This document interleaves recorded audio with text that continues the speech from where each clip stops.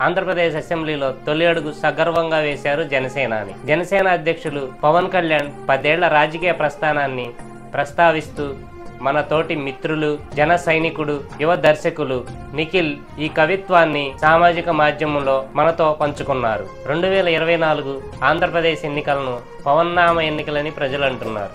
ఆది పవనే, అంతం పవనే. జనవాణితో ప్రజల సమస్యలు తెలుసుకున్నది పవనే. వారాహిని అధిరోహించి ప్రభుత్వాన్ని నిలదీసింది పవనే. భవన నిర్మాణ కార్మికులకు అండగా నిలిచింది పవనే. కౌలు రైతులకు ఆర్థిక సహాయం చేసింది పవనే. పండితులకు, పామరులకు అర్థమయ్యేలా చెప్పింది పవనే. ఆంధ్రప్రదేశ్ ఓటర్లని చైతన్యవంతులను చేసింది పవనే. బీజేపీతో పొత్తు పెట్టుకున్నది పవనే. వ్యతిరేక ఓటును చీల్చనన్నది పవనే. టీడీపీతో కలిసి పోటీని ప్రకటించింది పవనే. 3 పార్టీలను కలిపి జట్టు కట్టింది పవనే. కూటమికి కేంద్ర బిందువు పవనే. కూటమిని విజయ తీరాలకు చేర్చింది పవనే. వామనుడిలా తక్కువ స్థానాలు తీసుకున్నది పవనే. బలి చక్రవర్తిలా అధపాతాళంలోకి తొక్కుతానని గర్జించింది పవనే. అవినీతి సామ్రాజ్యాన్ని కూలదోస్తానని శపథం చేసింది పవనే.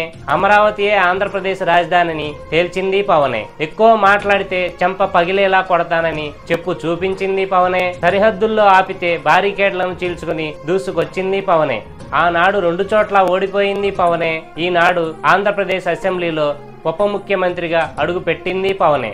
అరసవల్లి సూర్యభగవానుడు, రామతీర్థం కోదండరాముడు, అనకాపల్లి నూకాంబిక, పిఠాపురం దత్తాత్రేయ, మద్ది ఆంజనేయ స్వామి, బెజవాడ కనకదుర్గ, అమరావతి అమరలింగేశ్వర స్వామి, నరవాడ వెంగమాంబ, గోలగముది వెంకయ్య స్వామి, కదిరి లక్ష్మీనరసింహస్వామి, శ్రీశైలం మల్లికార్జున స్వామి, కోతులూరి వీరబ్రహ్మేంద్ర స్వామి, కలియుగ దైవం శ్రీ వెంకటేశ్వర స్వామి వారి ఆశీస్సులతో ఆంధ్రప్రదేశ్ రాష్ట్ర ఉప ముఖ్యమంత్రి హోదాలో పిఠాపురం ఎమ్మెల్యేగా శాసనసభలో అడుగుపెట్టిన శ్రీ కొణిదెల పవన్ కళ్యాణ్ గారికి అశేష అనుచర దళం నుండి శుభాకాంక్షలు.